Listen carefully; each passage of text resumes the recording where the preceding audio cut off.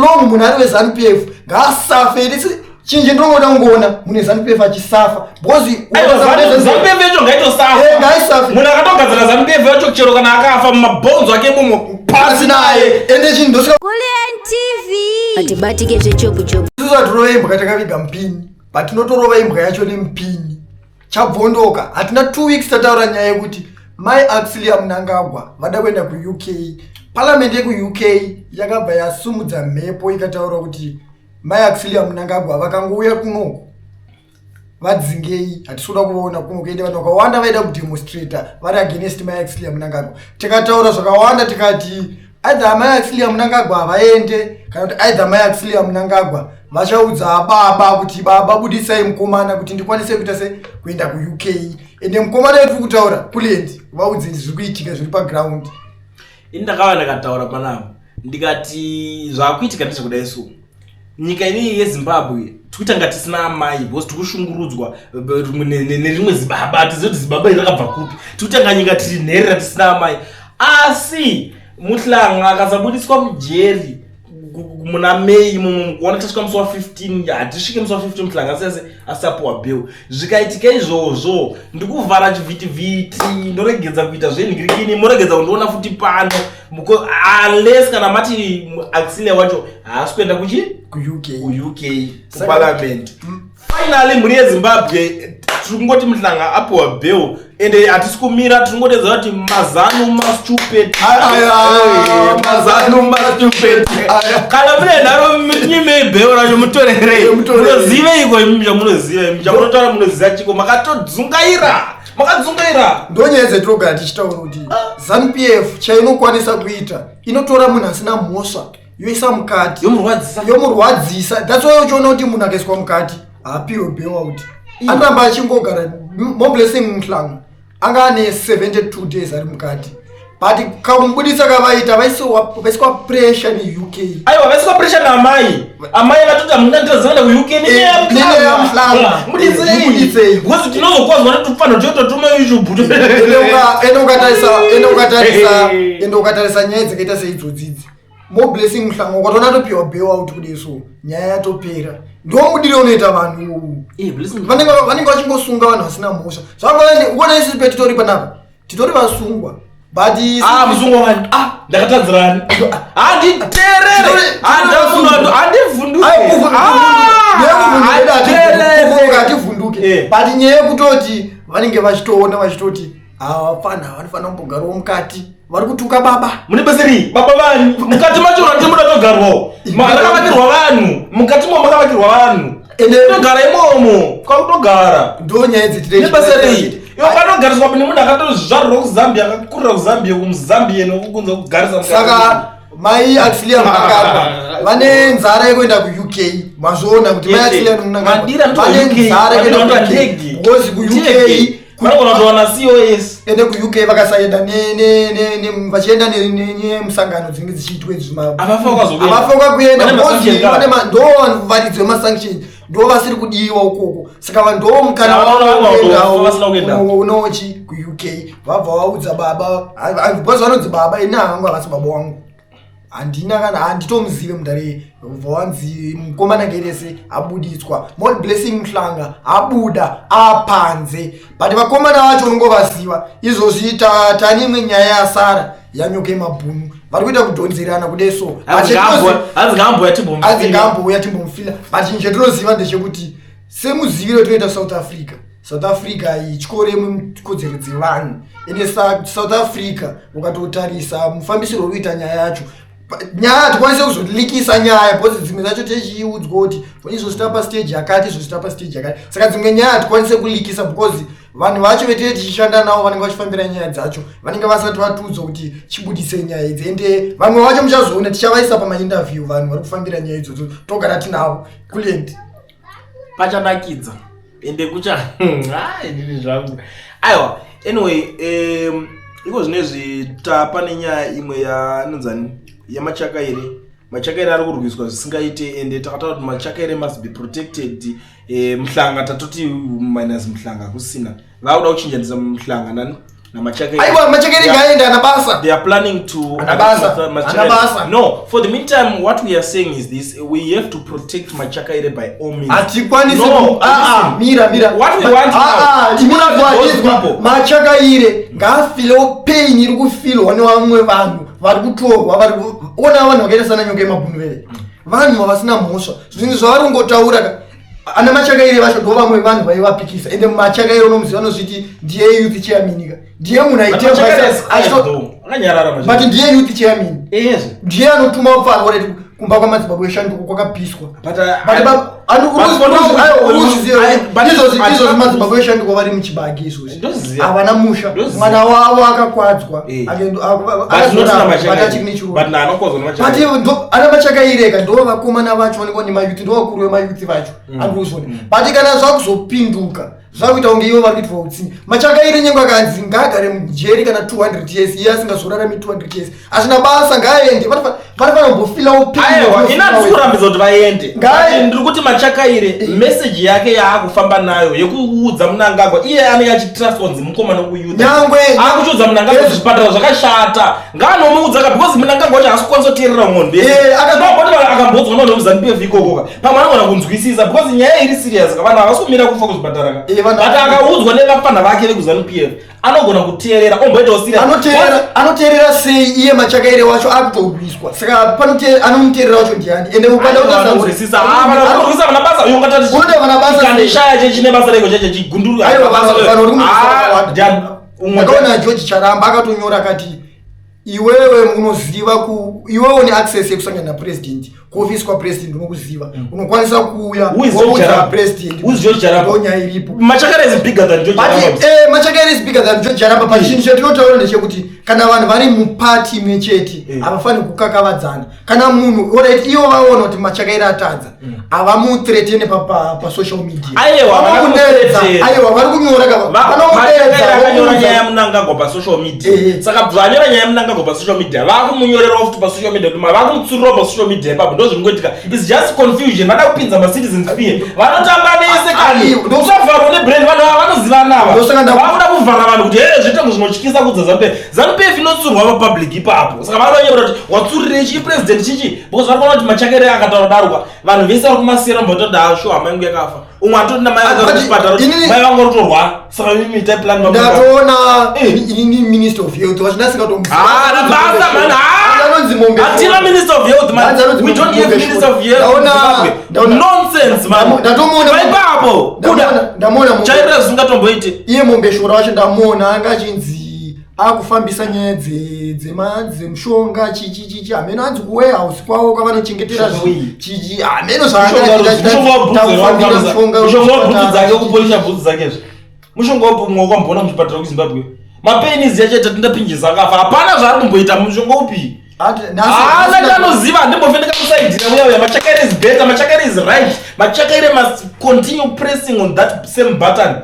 Those guys must do something about our health sector. Why muri ignore health sector? Mnangagwa is busy kuti agadzira road chitrabablas yacha panga pato right zaitopinda mota dzichizi roundabout pepe zvazvori better kwambotanga gadzira ma hospitals because chinotibatsira chitrabablas yacha chichira interchange chichira mbudzi chache mari yakashandiswa papa yaikwanisa kutogadzira health sector yedu kana mine nharo rampaitinzwe ikwana but ini uone ni vanhu vakaita sana Machakaire vonongosaidire chinodaro kuti nandi vasaidire nyange vakatonzi Machakaire nyange akanzi asungwa ndabasa naye Machakaire isu tikutaura kuti Machakaire driver wake anonzi akaita accident ubva aendeswa kuchipatara ubva atadza kurapwa ubva asvika mukufa ende ndatoona vanhu vanga vachimubvunza kuti imimi muri kutaura kuti uyu Tabwirei akavaka chipatara chiri kurapwa mahara wakadii kuendesa hama yako ukoko akanarapwa mahara kana muchitaura kuti kune chipatara chekwaTabwirei chiri kurapa mahara ende zvinhu zvese zviriko ndo mashoko mamwe anga achipindurwa saka iye sei ari kufila pain because someone ari padhuze naye ndiye asangana ndiye afa kana kuti friend yake kana kuti ameno tanga ari hanu wake and because panonzi ndi driver pamwe anga ari close kwaari zvekutodaro zvisiri zvekuti zvekuemploya hama nditi hama yake afa obva ava nepain yekutorwadziwa nemunhu wani but ukatarisa munyika muri kufa vanhu vangani pazuva Murukufa vanhu more than kana 200 vamwe vacho hatuudzwe bhozi zvimwe zvo zvinopesera zvamunyadzisa vanhu kuzona but iye ari kurwadziwa nemunhu wani saka ndinopendi kutaura kuti haana basa machakairi wacho nyangwe machakairi akanzi adzingwa haana basa machakairi oyo ngaadzingwe zvikanzi machakairi zvikanzi wafumura president toda kukuisa mujeri ngaatorweswe mujeri as long munhu ari weZANU-PF ngaasafe chinji ndinoda kungoona munhu weZANU-PF achisafa because ZANU-PF yacho ngaitosafa munhu akatogadzira ZANU-PF yacho chero kana akafa mumabhonzo ake imomo pasi naye ende chinhu ndosvika uchinzwa ndichitaura kuti nyangwe munhu akanzi ari kuZANU-PF adzimba kuZANU-PF kana kuti achiri kuZANU-PF ari kufumura ZANU-PF nyangwe akatonzi asungwa hatina basa naye hatimusapote ngagare mukati hatina basa naye because problem yatiri kuita ndeyekuti isusu tiri kurwiswa kutaura chokwadi torwiswa kana tarwiswa pane vamwe vanhu vari kutotorwa zviri silent vasingazikanwa vanhu vashoma vanozikanwa ndinoziva vanhu vanozikanwa ndo vanonetsa kuti vakatorwa havanyudzwe ndovewe unozonzwa kuti aonekwa akaraswa kusango akatorwa azoonekwa akaraswa kusango anga akakidnapwa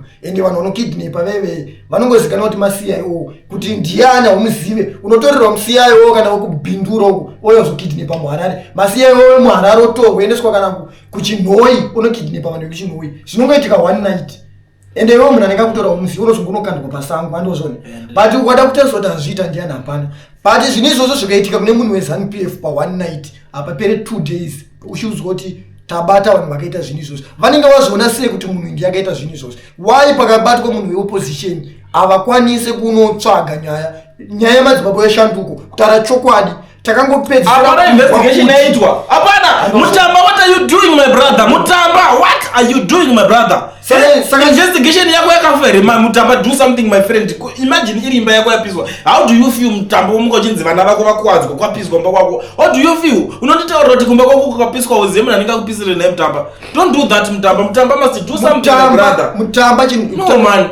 Mutamba chinhu chakangwarire unoziva kuti Mutamba akaona nyaya isina nemusoro ichitenderera pasocial media as long yaitirwa munhu ari kusaidi kwavo kudivi kwavo ichitenderera pasocial media nyangwe isina kuripotwa vanotonyora statement kuti taona nyaya iri kutenderera pasocial media nyaya iyoyo takuiongorora kusvika tabata munhu aita anditi but vakaona nyaya yamadzibaba eshanduko pasocial media hatina kana statement 1 ratakaona rawakanyora Mutamba kuti tiri kuda unoinvestigata nyaya tanzwa kuti kumba kwamadzibaba eshanduko kwapiswa mwana wavo akwara zvakaipisisa tichainvestigata nyaya kuti tione statement nyangwe dei wakanyorawo statement kuda kungotifadza nenhemo zota zvoda kuinvestigate but wakablutika wakatarisa ukaona ukaramba wakanyarara hauna chawakaita but wakanzwa kuti kumba kwachifu wakarorwa nachivayo kwabiwa mari makamhanya kusvika masunga vanhu hapana kumbopera 1 week pambatosungwa vanhu zvisingaite vatopinda mukati ndo zvinhu zvamakangwarire izvozvo zvekusunga vanhu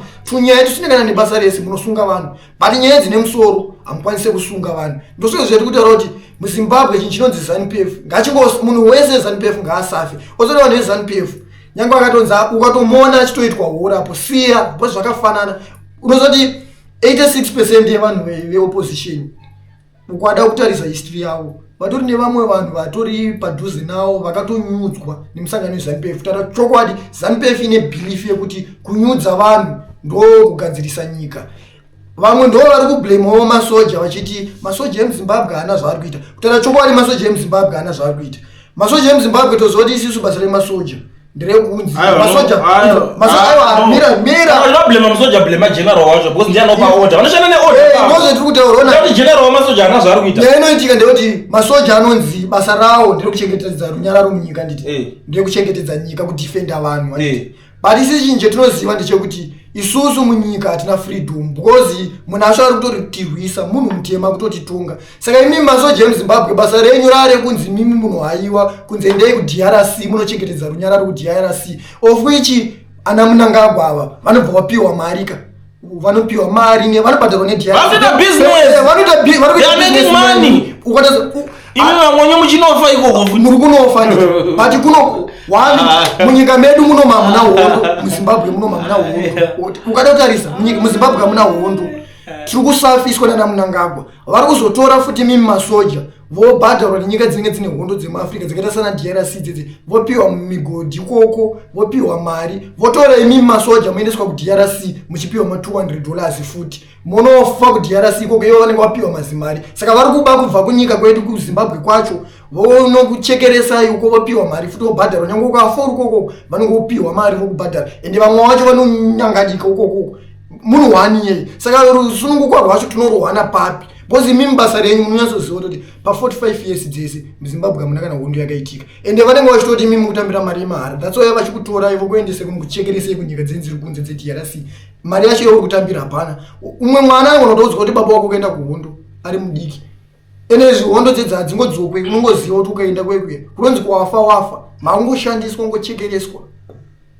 Tikatotozoti mari yacho iri kutambira mari hapana. Ende munhu wacho anenge achiita izvozvo iye kumuti ndara Mnangagwa iwewe handi ngandigoende kuhondo dziri kurira apa haatodi kunzwa futi saundi yefuti handi kuinzwa, haatodi kuinzwa futi dzaizoridzwa notorara. Saka tara chokwadi masoja emuZimbabwe zvigananda ndo chokwadi mageneral waye ndosaka muchiona kuti general mukuru wemasoja ureti anenge achidhautwa achisuspectwa kunzi uyu akangwarisa uyu anoshanda nanhingi vanomumhanyisa. But tikatarisa vanhu vakaita sana ureti ana mai opa muchingurire vakuru vemasoja apa mazuva ano takutaura munhu wese hatichatendereri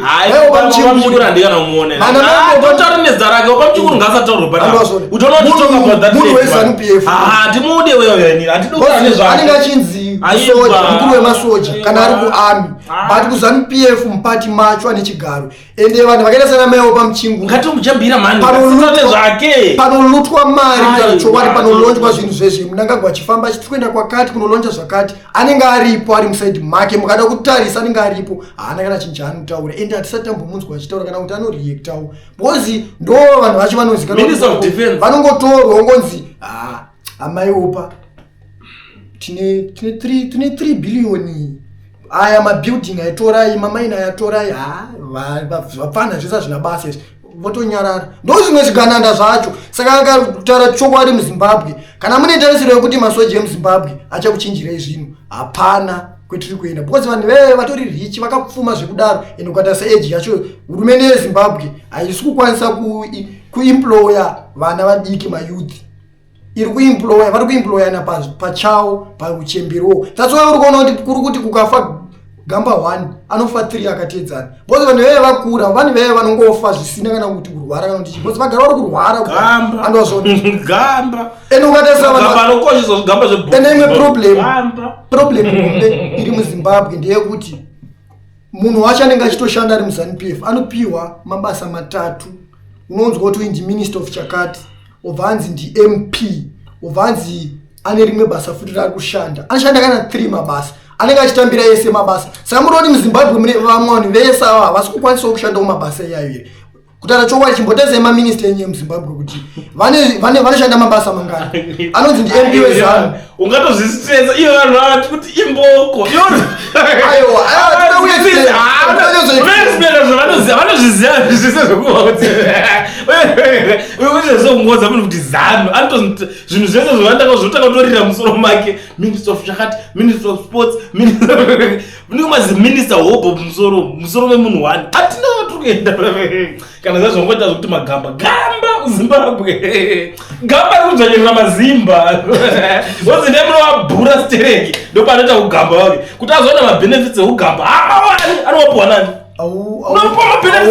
auna chinhu unoonzi uri musoja una kana mota uzoti mota indanga riri musoja uchifamba nezibhutsu masoja atonani komapurisa unonzi uri mupurisa utotina kana mota uchifamba nezibhutsu uchinhuwa vanonhuwa mapurisa ekuZimbabwe haisi secret. Inini ndiri kutoti kana uri mupurisa sangana neni kuti kulende wakati ndinonhuwa yombonhudza hapwa dzangu ndikaona hapwa yako ziri kunhuwa ndokusiyira chi10 US wombomwawo drink nditokuomberera mokuti weudhani ndiwe wani asiri kunhuwa vanonhuwa. Hauwane basa muhurumende yeZANU-PF usina utsinye ndo chinhu chekutanga. Hauwane basa kumapurisa usina utsinye. Ndosaka uchinzwa kuti kumapurisa kune history yekuti paroad block yakati kuna mupurisa nhingi iye anopisa anobata. Vakomana vemakombi vanototaura kuti paroad block yakati pane mupurisa 1 anomisa makombi 10 ari 1. anokwanisa kubata makombi 10 ende ndimwe nyaya yandaona yekombi iri kunzi yarohwa window nemupurisa ichipfuura. Andofunga mukomana unoziva vakomana nemakombi vanongoda kutiza polisi verohwa window veabuda murodhi vanorovera pamuti vanhu vangori mumubva wakwara. Tinongochema vanhu vangori mumu vakwara otherwise vakomana nemakombi muri mboko hatabasa nemi rohwai because tine dzimwe nyaya dzenyu dzataitaura dzedzi mukati aiwa hatanziwi kubasa saka ngoma ndiyo mutamba vhesa zvakomana nemakombi magunduru pedzerana ikoko. Iyo inyaya iri clear hatinei nayo. Tingatochema vanhu vanongori mukati memakombi kwete vakomana nemakombi. Vakomana nemakombi hatina chetinotaura nemi because takatadza kuwirirana kudhara. Tine imwe nyaya yatakambotaura mukatanga kuti aiwa hatitadze kushanda because mudhara geza saka ndo mabasa achamaida pedzeranai. Vakadziteya wena geza vakamuka town here moms muri kuenda rekomba kabana rizende vachidedzera munopenga here utakati utodedzera kombi ikageza ati mbogara padeni mufanira kungopaka zvimakombi zvenyu zvikanga zvigetekete zvikodokodo zvamunoimba mozvipaka muti nhasi kutaura hakusi kuendeka cheti town here isusu iri empty that day because hakuna vanozimbabwe vana mota dzechingenda mota but vakatanga madedzera makombi ndevangota sava isusu mazimbabweans hatisi vanhu vekuti toita zveuhondo kana kuti zvechi tiri vanhu vekutoti that's why chinzwa kuti vanhu vemuzimbabwe vanoti mwari ndianoziva vanotoisa mavhesi but inini hangu advhesi ndirotaura pazvinhu zvakaita seizvi vanhu vetoishanda navo vemunoti zvigananda zvigananda pari kushanda zvigananda nemagandanga icombination yezvigananda nemagandanga because zvigananda zvezvi zvapana zvese zvese zvinorwa mari zvigananda pamari but vanhu vavanenge vachidefenda veve vanonzi magandanga futi andikuona zvigananda vhesasi futuring zvigandanga. Saka mukavhura mavhesi muchiti aiwa mwari ndianoziva mwari ndiachatirwira unoziva kuti mwari zvavari manje mwari havana fefa kutaura chokwadi. Mwari vakatosika munhu ane utsinye vakasika munhu asina utsinye same nekuti iwo ukasangana neshumba wobva wapfugama wobva watanga unamata kuti mwari ndirwirei sandidye inokudya kusvika wapera. Why? Because shumba yakatosikwa namwari ende mwari ndo vakaipa pfungwa dzekuti munhu inyama anodyiwa saka unoda kuti vakurwire sei. Ivo varivo vakaisika futi vakaipa pfungwa idzodzo kuti ukasangana nemunhu inyama mudye. Ndo zvavafanira nevanhu vetikurwisana navo havadi zvemavhesi zvese zvetiri tichiita zvese zvekuvhura mabhaibheri tongoti aiwa mwari ndianoziva apa so hakutaura chokwadi. Ende ukatasa vakuru vemachechi acho emuzimbabwe vari kuvhura mabhaibheri kwato negenesis something vhesi something chekutanga mwari vakasika Mnangagwa ndakabotaura munhu kuti iwe unonamata uchinamatira Mnangagwa kuti aramba ari mupenyu unopenga here unamatira zanu kuti irembe chitonga ichi mashaya zvimwe zvekunamatira hama dzako dzapere une hama dzako marombe vanotambura vanorwara vanodidi vari kuti iwe unamata kuti ndoda kuti mukomborere president wedu mukomborere nyika yedu ndikasangana newe zvangu azatichaita zvitaurika zvudzwe hama. You can't do that. Come on. We don't want ZANU-PF. You are autoide. You can't pretend. Vanhu vakaona kanyeberwa inzi kuZANU-PF uyei ndokuti muwane mabasa muwane empowerment. Mapapi naye akomana munei so far. How far? Kumasero. Kana muchinyebera kuti ZANU-PF yakapawa mari. Toona kuya tichikuratidza vanhu ZANU-PF vasina mari. Inini inozoti zvinondishamisa. Ndikaswera udzwa rimwe ZANU-PF kuti musaterere hanzi musaterere vanhu vepa isusu tichitenzi musatiterere but isi sometimes tichitaura chokwadi ozoti kutaura chokwadi pambacho tototaura takatotsama andonyengerera kutererwa futi ndingazokumbira kutererwa nemunhu here unoterera kuonzi ende vakomana vacho mukatavata sokomana ZANU-PF vakatoemploya vapana vavanoti varakashi veve vanotovabhadhara vane zvavanenge vachinyorawo but ZANU-PF tozo ndo ine ZBCA iri under government ndeye ZANU-PF kana isusu zvetinotaura zvisina basa kowai ivo vakazoemploya vanhu musocial media vanotanga kuti vakwidza nesu ivo varivo vane vakuru veZBC ndeyavo ke ngavangotaura kanyuzi dzavo dzakanaka paZBC ukatarisa zvimaredhio zvacho hazvichateererwi nevanhu why because zvinhu zvavari kutudza everyday Mnangagwa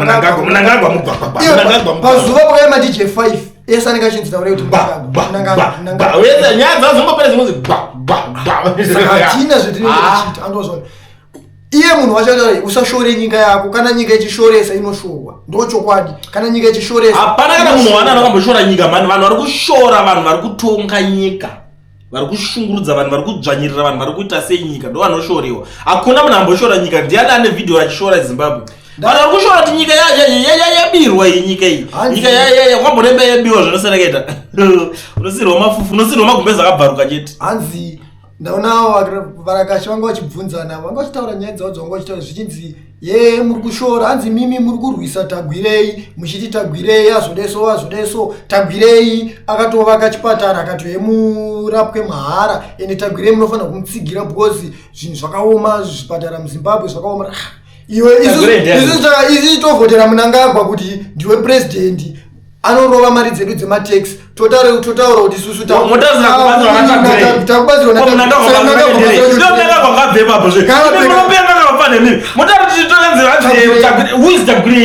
mari yacho ari kuinhonga kupi? Tiri kuti ana Tagwirei vanofanira kuva irrelevant, havafaniri kuva relevant. Akavaka chipatara chake anofanira kurapa hama dzake chete. Tichitoziva kuti kugovernment hospital zviriko izvi, hapana zvishamisire izvi. Zvatagwirei anofanira kuita ari unoziva zvanatagwirei izvi. Tinofanira kana mupurazi make achiitira vashandi vake nyangwe akazviita munyika. Tagwirei zvinobudira kuti zvinzi Tagwirei ndiye akutogadzira chipatara chichitorapa vanhu kudarika government. Uri government mari inotora yetax yakawanda sei? Hatodi kutomunzwa kuti Tagwirei ngitovhara chipatara chako. Hatitodi kuti tuize toda kutopedzerana nawo kutora mari yematex. Tagwirei utore matex keyo. Hatinozopuwa mari dzematenda. Wakudya profit yematex yedu. Wakuzisa kana kuwavhurira chipatara kutora ningini. Hatodi kutokunzwa futi. Ende Tagwirei ona shairira zvisingatomboiti. Chivhayo mari anoigwa chivhayo kana muda unyazobata chivhayo mari anotoshandisa muchiti chivhayo ari kudaiso mari yese. Chivhayo iyoyo anonzi ana mari pana Tagwirei. Tagwirei ndiye mukuru wematenda, but Tagwirei ane mamwe matenda anozoburukira mupana, hanzi chivhayo anozoburukira mamwe matenda. Zvekutoti mukatasa Tagwirei ndiyo mbavha hombe ine mari yese, ende iye mbavha isingatodzose mari. Uyo munoti chivhayo imboko zvaino ndozombotengera vanhu mota itori naniwo ndezvechibenzi zvazvo zvaanenge achiita, but anombodusa. Chimbofungai kuti matenda mahombe anopiwa Tagwirei. Tagwirei acho ane mari yakaita sei? Ende chivhayo taona ari kuti atengera vamwe mota futi nhasi. Atenga imimi izvi tiri kuti zvipatara zvanzi mota, zvipatara mota. Varakashobva vati hamunzire munhu zvekutenga nemari yake. Koyedu yemateksi muri kutora. Aurati achinotaura nezvacho. Takuchitaura ngatimbotaurirana nechokwadi. Vafana vanonzi Marakash vari kupa machi 300. Handiti vakazviramba. Mari yaida kuziva kuti iri kubva muhomwe mani. Taatoziva manje. Vari kuemployiwa negovernment here kana vari kuemployiwa neZANU-PF? Tinoziva kuti ZANU-PF ine kambani ipi inowapa mari kuti vazokwanisa kubhadhara Marakash. We don't want such nonsense, man. We don't want that nonsense. Maria kubva kupi iri kupiwa nonzwa Marakash. Inini problem yehu nonsense. Ndozo naitaura kuti problem yehu. Chinonzi ine hangu zvokuzokweta.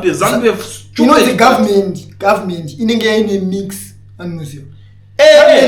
Inotora vanhu vanozivasina zvepolitics obvanziva ndonogona zvefinance ichiita minister of problem iri muZimbabwe munhu akaenda mutuli ncube kutotanga kana ane mabhuku manotsi emabhuku. Chinonzi government inosanganisa munhu wese, nyangwe opposition party as long achigona basa vanofanira kumuemploya vomupa basa, nyangwe munhu ari independent. But ndonyaya ndachitaura iye kuti munhu anoenda kwekuye obvanzi ndi-MP weZANU-PF, obvanzi ndi-minister wemugovernment. Saka achashanda already apa achashanda sei, achapikisa ZANU-PF zvinenge chitaurire already yonongori kana kuti uri minister of finance. Zvimbotaisa munomutani uyu Chinamasa anenge atowe ZANU, anenge ari achishanda ari minister uko, anenge ashanda chiminister anenge achitowe ZANU. Saka already iwo anaguva matanga vese guva matango yakato anotoudzwa kuti guva matanga izvozvi toda 3 billion izvozvi ngaibude 3 billion. Haana kana 1 word anotauripo pai, anobudisa mari, anobudisa chimhanyi. Ndo mari dzedu dzezvishamiso. Ndozvinhu zvetei tichitaura kuti muZimbabwe vakakanganisa pakuti vanotora munhu bvomuti ndewe ZANU-PF obvanzi ndiwe mugovernment. Saka mugovernment macho haana chanenge achiita because uyo Mnangagwa chanenge ari chef wake ofichi iye pakati apa pane vamwe mashefu ake futi mbavha dzedziripo vekutoti anenge oti akamudza 1 word Ana Muzi mnangagara ngoya ngoti ndakumboda upfumba kwangu. Otobudisa mari andozo. Utobudisa. But kana uda chimbonyazo tasembe. Inini hangu munhu wano ndinobiga muZimbabwe. Tenda ibiti akaipa mfesu yoyo. Chimbo dero mbotasa period yakashanda mufesa nozitenda ibiti yoyo. Ayo zvimwe zvinazo zvinozoitika. Pane zvinozoitika vanhu vanozoita unozva vanoita izvozvo atini nazvo. But da kumbotarisa munhu anonzi tenda ibiti. Kanguva kakashanda muZimbabwe Aine dzana bita. Ndokatarisa kapiriod kacho Mazimba dzana bita ngaitindi. Aiwa izvo zati. Uzapindira zvakubatira. Ayo ndikotesa tenda ibiti. Tenda ibiti. Unoziva mfesa nonzi gono yangatinetsa. Mfesa nonzi Gideon gono yoyo. Gono yoyo angatotinetsa. But imbotarisa tenda ibiti kuti tenda ibiti akadzosa Zimbabwe. Zimbabwe ikato ndomandezi tenda ibiti ndiyo $4 anoziva.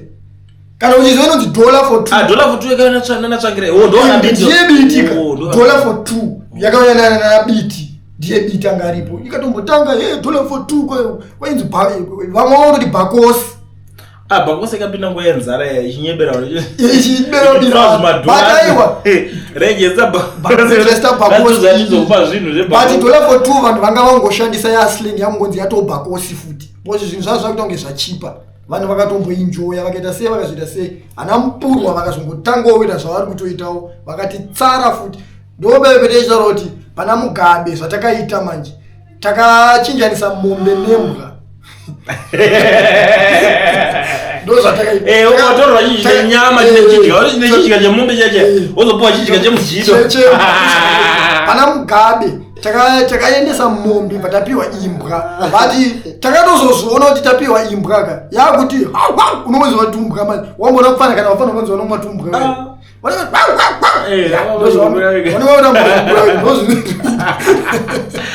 bazano masitupeti isapota zano richireshe chemunhu. What kind of stupid political party is that? What kind of stupid what? And vasingarizine and zviziva kuti pfungwa dziri kushandira munhu wese ukasakuta zvape ndosaona machakera anotodzimba aanzi wafungirei wafurirwa nakuliend inini ndatamba nemachaka irendi but wafurirwa hayi mbondisiyai nyaya dziri clean. Nyaya dzeZANU-PF dziri clean. Kana udayo ZANU-PF ndo inototuma vanhu kuita umhondi ende ndo vakuru vemhondi. Zviri clear zvinhu izvizvi kana udayo nyasozviona zvinhu zvinoitika muZimbabwe. Munhu wese akangofunga kuda kuchikidzira munhu anongokudzwa kuti ini ndiri weZANU. Anterere right Mazimba dzangu vanadzo hayi mwachikidzira munhu weZANU.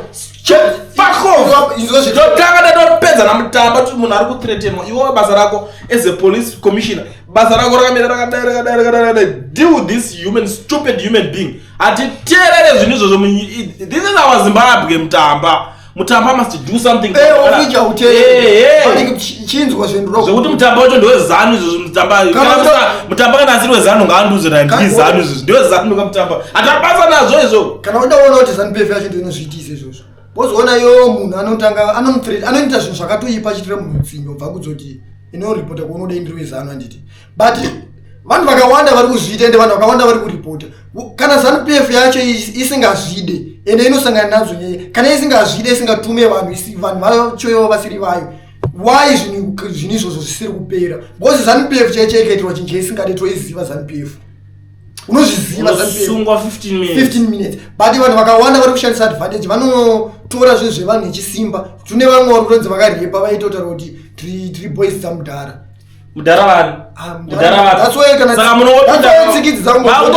mangopinda kana mabhurugu mavanhu muchiti mudhara upi saka mudhara wacho ndiye muridzi wemunhu wese angoshandisa advantage mudhara upi vamunangagwa mukuzviziva here kuti anzi kuna vanhu vari kudaro let's talk about it nai vamunangagwa mukuzviziva here zvinhu izvo because zvimwe zvinhu tokanotaura kuti ninyaya yehasha but mukuzviziva here kuna vanhu varinzi vari kudai so something must be done. Munhu wese ada kuyachiita zvinhu achiti mudhara I think ndatopedza nemi izvizvo tatotanga todiningina ipapa. I think ipapa tanofa kuti team re-Third Republic yakutoya they must do something must be done. Ngabatoitwa plan vanhu ngavato ende kwasara 2 days sakanganwa nyonga yemabhunu ndo nyaya dzatava kutofambira kwasara takutopinda tichingopinda Pretoria mira monekana ndinataka kuona maseo mufunda ndikuziye mafesi ndikangokuuza uona chete uri pa MCIO ndikukufumura ndikukurakasha zvisingaite mira uone ndakukupindira netimu redu repana umwe munhu afana mbeswa tai kumezo ambo piswa